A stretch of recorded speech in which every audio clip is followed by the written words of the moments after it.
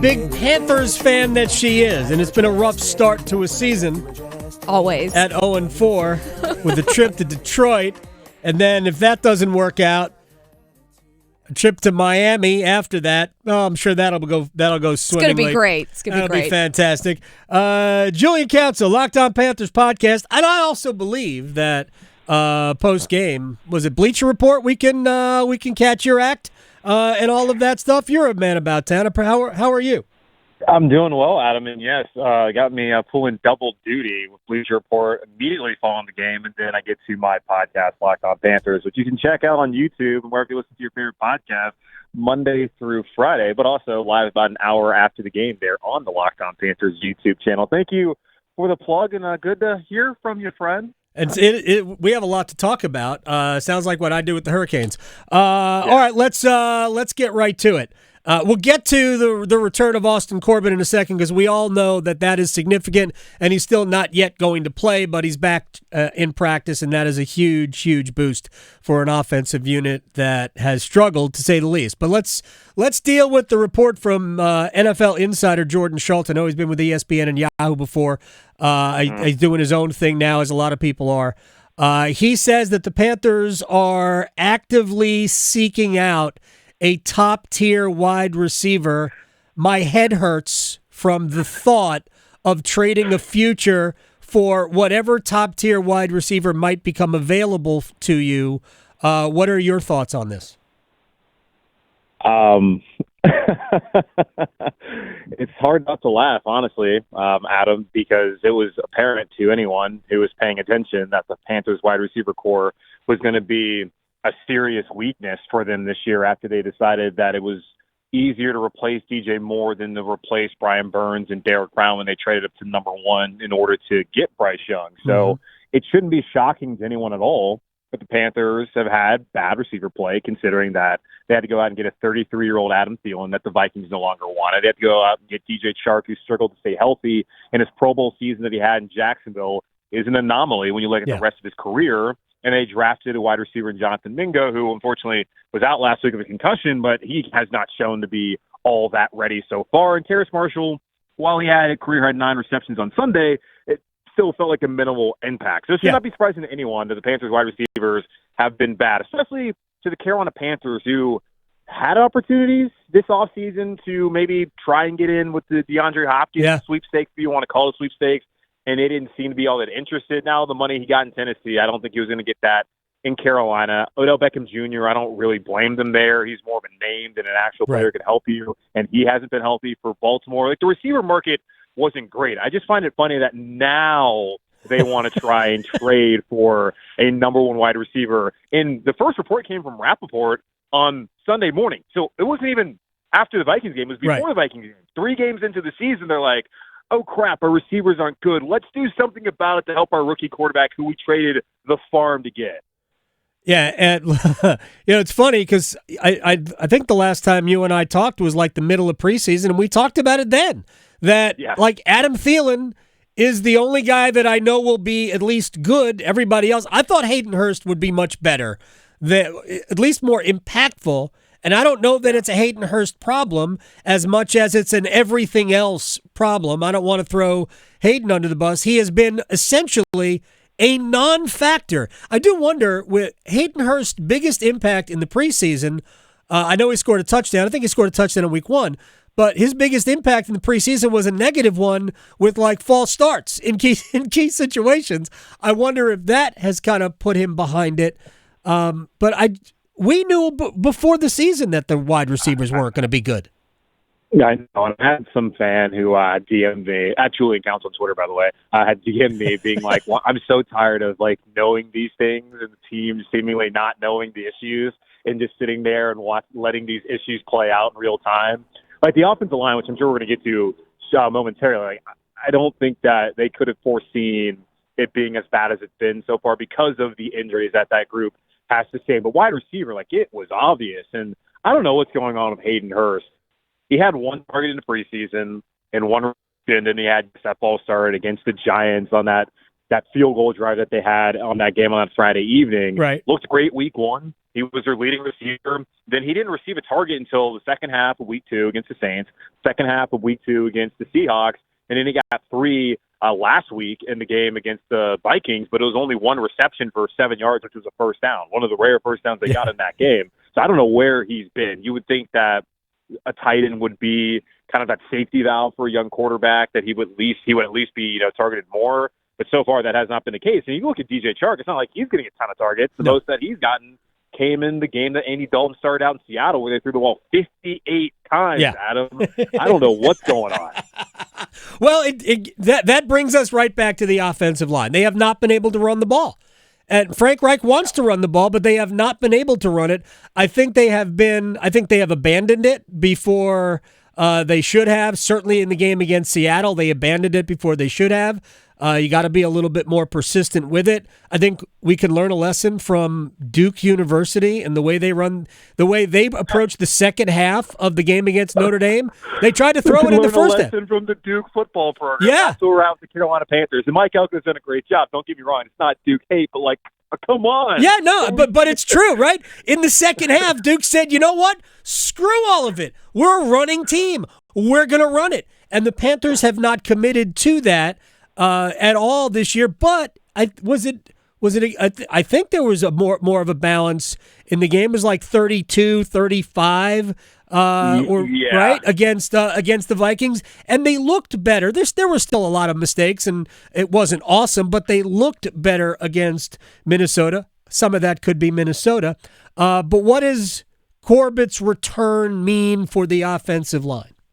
Yeah, well, is it possible, too, Adam, that Duke has more NFL caliber offensive linemen than the Carolina Panthers have on their roster? That hurt me. When you look at Barton and Monk, those guys are both going to be in the NFL, right? So I don't know.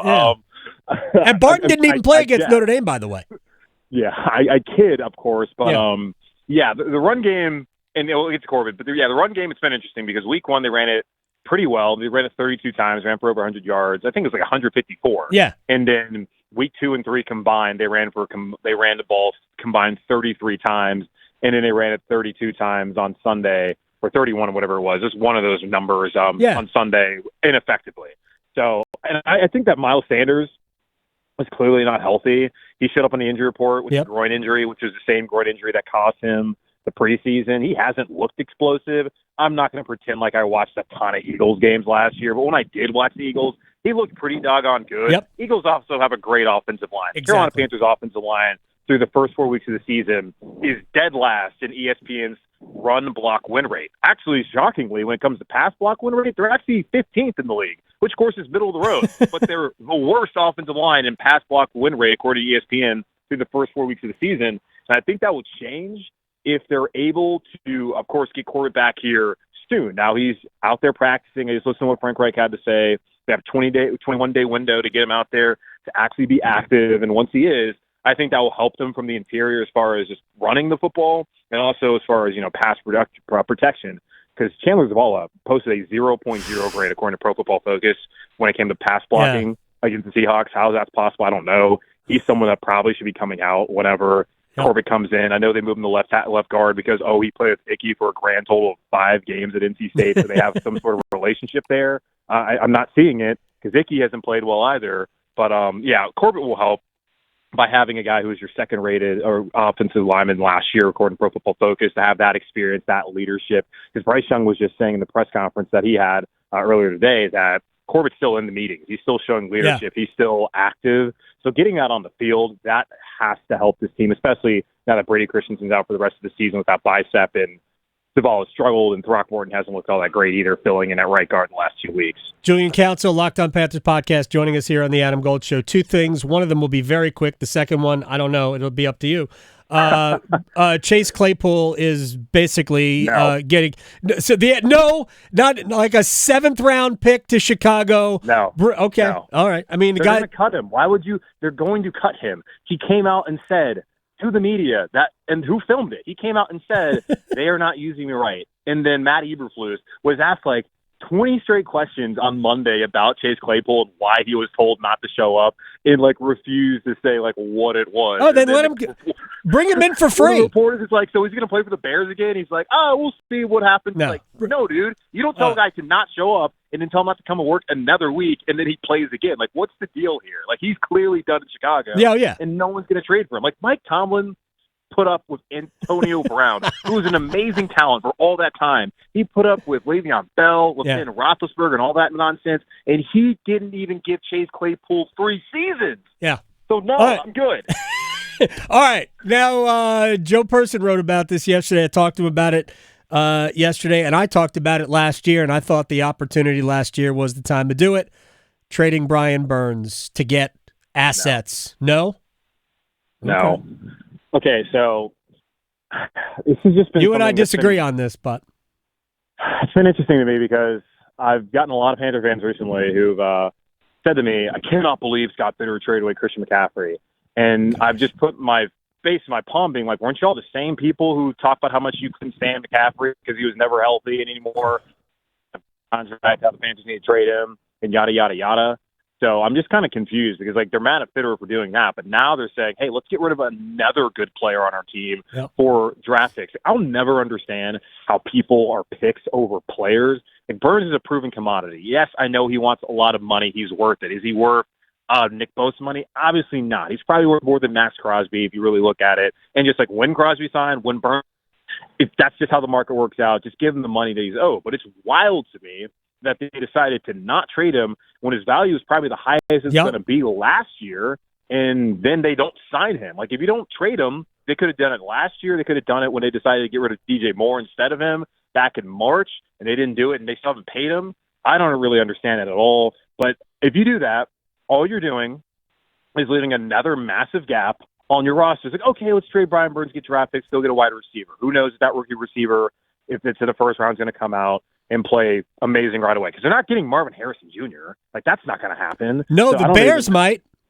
Yeah, the Bears might get him and Caleb Williams. And that would be a coup for them. But just knowing how the Bears go, it won't matter either way. But as far as, like, with Burns, no, man. You go out there, you might get a new edge rusher, you might get a new wide receiver, but I have a hard time believing that those two guys will end up being better players than Burns, and then what more were for you in Carolina. So, yeah, go ahead, do that. DJ Johnson, he hasn't even played a single snap, so that's already proved to be probably a bad decision by the Panthers. Gross Matos has looked fine, but he's not a world beater. And Mari Barno has also barely played. So, yeah, sure, get rid of a guy at a premium position and get draft picks, and then I'm sure that will help you. And if they do that, is that the fan base then admitting that, at least fans want that too, but is that the organization admitting that they're in a rebuild and that? Well, that's the reason they won't do it. That's the reason. Yeah, that's the reason they won't do it. Even though I think it would be, I had advocated for it last year because they're telling us they want to get a receiver one because they're trying to win right now, even though they're 0-4 and history tells them they're already screwed. Right? No, they are. Look, they are living in denial. There's no question about that, about what they are. And to me, Brian Burns is a wonderful player. He's not a top, I don't think he's a top 10 edge rusher in the league, but he's still an outstanding player. But right now, the Panthers are far enough away from being a playoff team where by the time they become a playoff team, I think they would have, the sell-by date might be done. And that's the problem. They wasted 3 years. They did. Ideally, what you want to do, is to, have guys like Derek Brown and Brian Burns who become really good players for you, be able to have McCaffrey and to have DJ Moore, and pay them what they want, and then, fix the offensive line, and then drop in a rookie quarterback where you have a competent team around him. But instead, they've traded those two other guys that would have helped them on offense, two guys that solely would have helped them on offense. The offensive line has had unfortunate injuries, and you've seen the regression from Ike Ekwonu. Defensively, if you really don't look at how bad they are against the run, they could be ready to go. But now we're having a conversation and getting rid of another piece to where you're looking at this.